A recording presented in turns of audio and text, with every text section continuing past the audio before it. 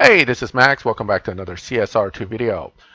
This is going to be the supply cup video for this season. Easy supply cups for various Nissan GTRs in the game. Starting off with this season's PC card, the Nissan GTR Nismo in attack. This will be the one that many of us will be using, although there are plenty of choices, and good thing is that there are tons of Nissans in the game, so you should find something to use. But let's talk about this card first. First of all, this is at stage 5 only. No stage 6 is installed, full fusion. I'm going to show you first the basic shift pattern that, it's already YouTube anyway. So I'm going to credit this to Zukar because actually what happened is April of 2019 when this car first came out, he already put out a video for the max shift patterns, and that max shift pattern pretty much works as well for beating dyno without the max upgrades. Here what I have is I have the final drive at the stock location, 2.4 nitrous, 34 tire, 989. Dyno says 12872, 8.426. Now, this 8.426 is actually important because for the purpose of supply cup, we only care about the quarter mile. They're not half mile runs, they're only quarter mile runs. So we're going to talk about beating this, but if you beat this, you're going to beat this. So it comes back to the same thing. Now, I'm going to do my test runs in quarter mile, but I can tell you if you beat the quarter mile by a tenth, you're going to beat the half mile by a tenth. That's just how it all works out. Okay, so here we go. Let's do a quarter mile run.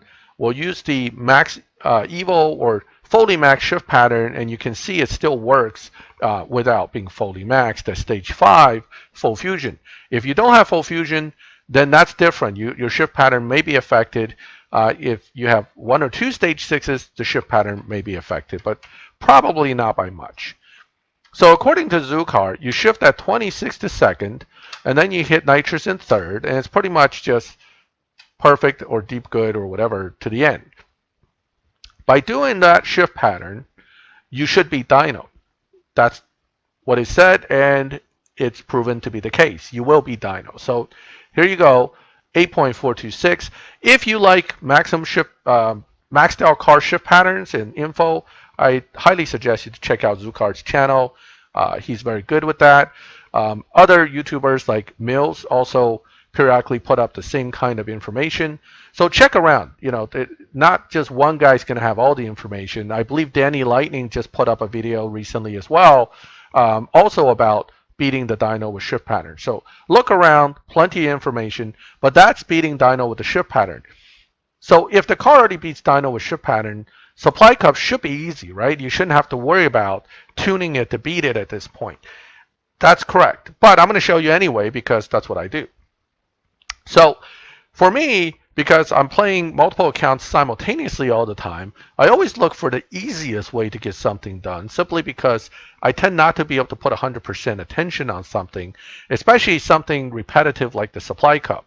What I do then is I drop engine to push the car into a situation where grip exceeds the power. This is something I talk about a lot with down tuning and dyno beating tunes. If grip overwhelms power in the game, in theory, you can get what they call cliff drop tune, where the Evo drops rapidly and therefore you could beat dyno. And that's exactly what we're going to do here. We are going to bust dyno with this car. Now, busting dyno usually means the evos get dropped a ton, and you may end up with negative evo or even severely negative evo, which really hurts RP. So don't use this for live racing unless you're okay with the idea of making the same RP as in a regulation race, which is kind of silly. That's not what live racing is for. But back to the point here, supply cups. By changing the dyno point where I'm going to put, instead of fourth gear to end at the top speed of around 164, I'm going to put third gear right around there. I don't actually need to put third gear there to get what I want. You'll see the cliff drop coming in a little bit as I edge it this way. The point is finding it, and it's a big drop, so you'll see it when it happens. Yep, it's going to go up before it goes down, right there. So I just dropped like 700. That means now dyno says 10.7, and now I don't have the same number of gears I got to worry about. I only have to shift into second, and then third. Let's do a test run. What this is going to do is it's going to allow you to kind of be sloppy like I normally do with shifts and nitrous and still beat supply cups without stressing. So here's what I'm going to do. I'm going to launch late, and I'm going to hit nitrous in second.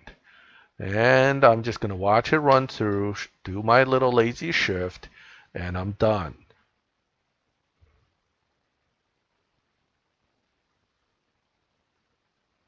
Oh, 9.3 on a 10.7. That means I'm probably going to get like 10.7 in the quarter mile. You're probably getting like tier 3 cars or tier 2 cars as your opponents, and you're going to blow through it without any problems. Even to the last race. At race 25, the guy's going to be like a second behind you. So there's that. That's with this car, right?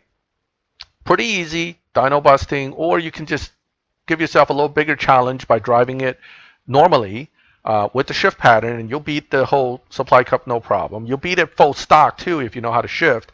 So that's one. Let's look at number two. Number two is the Nissan GTR Premium. Why do I do this car as well? Because some of us may not have pulled a PC car, but we still want to do the supply cup. But most players who has played any periods of time should at least have one of these, even if you just bought it from the dealership.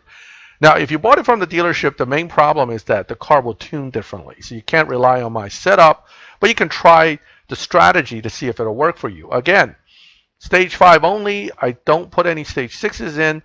If you do put stage 6s in, doesn't mean it doesn't work. You'll just do everything faster. That's all it is. So I'm not saying don't put stage 6s in. I'm just giving you stage 5 only because none of us, or I shouldn't say that, I should say most of us won't have the exact same stage 6s if our cars are not fully maxed. So the Nissan GTR Premium is an interesting car. It's a fast shifting car. Rapid shifts, usually runs much higher final drive for the highest evo points. However, if you want to beat dyno without adjusting too much, you can set it up almost like you would fully built, fully maxed. I'm sorry, not fully maxed, fully stage 5 with fusioned, and then all you're going to do is you're going to lower the final drive where the top speed, 161, is reached in a lower gear.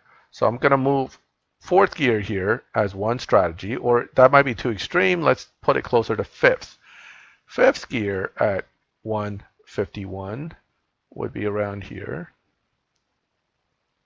Okay, you still have positive evo. You're one gear off. That's the beauty of this car. One gear off, 9.3. If you put it to fully geared aggressively, it's a 7.7. Oof. Okay, so that's a big difference. However, you're not going to get 7.7 once you change the gear, but you will beat dyno. That's the beauty of it. That's all you're looking for anyway for supply cups. You just want to beat the dyno enough that it makes it easier.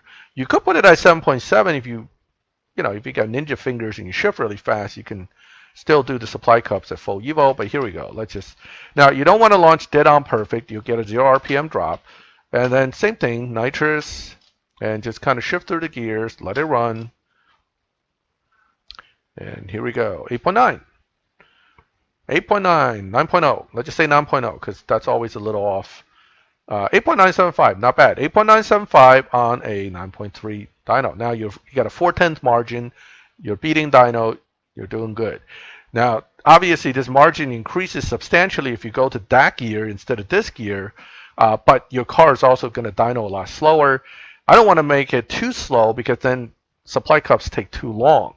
So this is kind of where I like to have it, and that's with the Nissan GTR Premium. There's another GTR, which we're going to look at now, and that's going to be the final GTR. Although there's, you got your Nissan Juke, you got your Tier 5 Nissans, which are really fast but don't beat dyno easily, and then you have one of the better ones for supply cup, which is the Rocket Bunny. It's so good. In fact, I made it elite. It is also very good in live, which is part of the reason why I bothered to elite it. One of the best Nissans in the game. But let's take a look at this GTR. This is the LB Nissan GTR Premium. also a car that's been around a while, so some people have it, many people have it, I should say, but not everybody. If you're new, you may not have it, but if you've been around a while, this is definitely one of the choices. Same deal, stage 5 only, okay, stage 5 only. Now, obviously, with stage 6, it'll be faster. This car has a very easy to find cliff drop.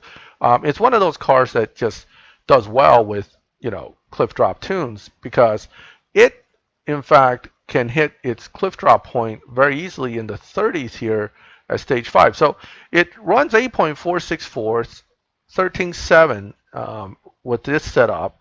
And then if you drop the points a little bit, it now runs 8.8 at 14.1.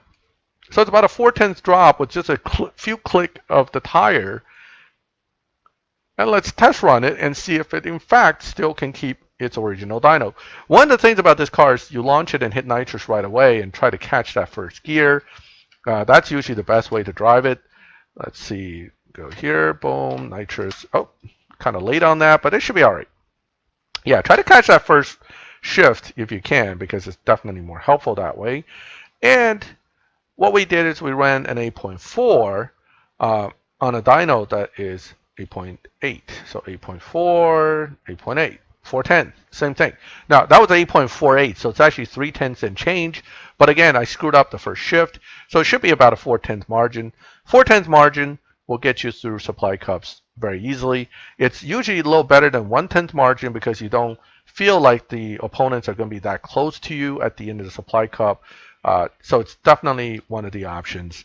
And that's the LB GTR Premium, a car that I wouldn't necessarily bet money against in live if I run into one for the reason you just saw. Whoops, hit the hood. Okay, one more GTR. And not a lot of us who are new, well, I should say, I'm not included in that, but not a lot of you who are new would have this car necessarily. This is around a while ago, and this is also one of the Nissan GTRs out there, 2017 GTR. It can beat 260 mile per hour if you're interested in knowing that info, but the in attack is way better. Okay, this car beats dyno the same way in attack does. So basically, if you shift out at first quick enough, get through second, dyno in third, nitrous in third, you'll be good on beating dyno and can also use this for supply cup if you want to. Again, you don't have to, it's just another option. So the good news is for this season, because supply cup is going to be Nissan, chances are you'll have some kind of Nissan, even if you don't have this card to use. And almost every one of them can get through the supply cups relatively easily. So good luck this season with the supply cups. And I'll be back with another video specifically about the stage 6 effects of this car when we get to the actual PC Cup. That's where which stage 6 you get may become an issue for you to beat the actual PC Cup. That'll be a separate video coming up in the next week before PC Cup starts. Any questions about the way to set or tweak this to beat dyno, just give me a holler, put a message on the channel. I'm very good about responding to those, so you'll probably hear from me as long as you put a actual question in writing on the channel. If you like the video, please feel free to leave a like. If you don't like the video, please give me a reason why in the comments, and I will try to address this in the future with other videos. Again, if you like my videos, please subscribe to the channel so you get notifications. And as always, thank you for watching my video. I'll catch you next time.